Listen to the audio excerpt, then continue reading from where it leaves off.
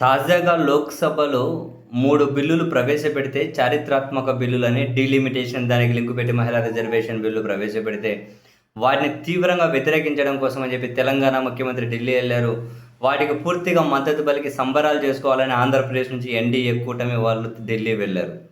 లోక్సభలో ఏమో బయట మాత్రం అసలు అందరూ ఆడుతూ, పాడుతూ పార్టీలు చేసుకుంటే, డిన్నర్ చేసుకుంటే నిజంగా దీన్నేమన్నా హెల్తీ పాలిటిక్స్ అనాలో, లేకుంటే పాలిటిక్స్‌లో హెల్తీ రిలేషన్స్ అనాలో, లేకుంటే అందరిది ఒకేలైన చంద్రబాబు నాయుడు గారులను వీళ్ళందరి లక్ష్యము జగన్మోహన్ రెడ్డి గారిని వాళ్ళను ద్వేషించి వ్యతిరేకించడమే సింగిల్ లైన్ ఎజెండాగా చూడాలని నిజంగా ఆశ్చర్యమేస్తది.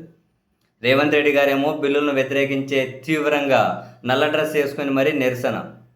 ఆ తర్వాత సీన్ కట్ చేసి ఇప్పుడు తెలంగాణ ముఖ్యమంత్రి గారు ఒకరే ఎన్‌డీఏ వాళ్ళు డిన్నర్ పార్టీ ఇస్తే, ఏదో ఒక పార్టీ ఇస్తే అది కూడా కేంద్ర మంత్రి.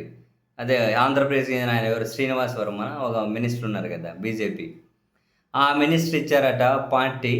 తెలంగాణ ముఖ్యమంత్రి రేవంత్ రెడ్డి గారు, మిగిలిన అందరూ ఈళ్ళు రఘురామకృష్ణరాజు గారు, పెమ్మసాని చంద్రశేఖర్ గారు వీళ్ళందరూ బీజేపీ వాళ్ళు 2 తెలుగు రాష్ట్రాల్లో, టీడీపీ, బీజేపీ 2 తెలుగు రాష్ట్రాల్లో, కాంగ్రెస్ ముఖ్యమంత్రి తెలంగాణ నుంచి. అందరూ బ్రహ్మాండంగా కలిసిపోయి పార్టీ యేసుకొని సెలబ్రేట్ చేసుకుంటూ ఉన్నారు. ఒకవైపేమో బిల్లు వీగిపోయింది అని చెప్పి బీజేపీ వాళ్ళు ఏదో నిరసన వ్యక్తం చేస్తూ ఉన్నారు. ఇక్కడ బీజేపీ వాళ్ళేమో ఇన్విటేషన్ ఇచ్చి సరే ఒక పార్టీ ఏర్పాటు చేసి రేవంత్ రెడ్డి గారిని ఇన్వైట్ చేశారు. అక్కడేమో కాంగ్రెస్ పార్టీని బీజేపీ తీవ్రంగా తిడుతూ ఉంది. ఇక్కడేమో రేవంత్ రెడ్డి గారు ఆ విందు పార్టీకి పోతారు. అరే ఏమన్నా రాజకీయమా నిజంగా.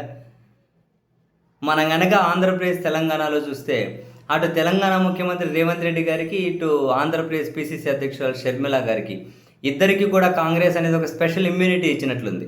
ఏదో బిగ్ బాస్ హౌస్‌లో వాళ్ళు ఏం చేసినా గానీ ఆ హౌస్ నుంచి అవుట్ గారు కదా! కొన్ని ఉంటాయి కదా! ఏదో ఇమ్యూనిటీ ఉంది అంటారు. అదేనా? పదం ఏందో కానీ మొత్తం మీద వాళ్ళు ఎలిమినేషన్ కాకుండా వాళ్ళకేదో ఇమ్యూనిటీ వస్తది. పేరేం పెట్టుకుంటారో తెలీదు గానీ.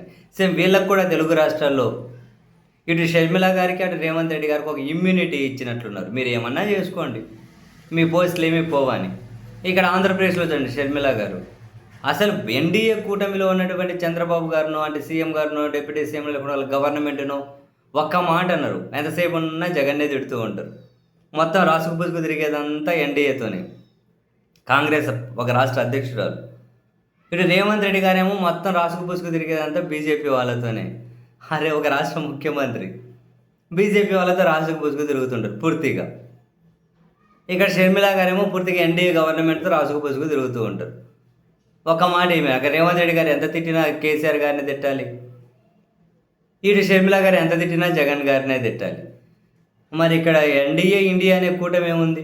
2 తెలుగు రాష్ట్రాల్లో బీజేపీ, కాంగ్రెస్, టీడీపీ, జనసేన వీళ్ళందరూ పొత్తే.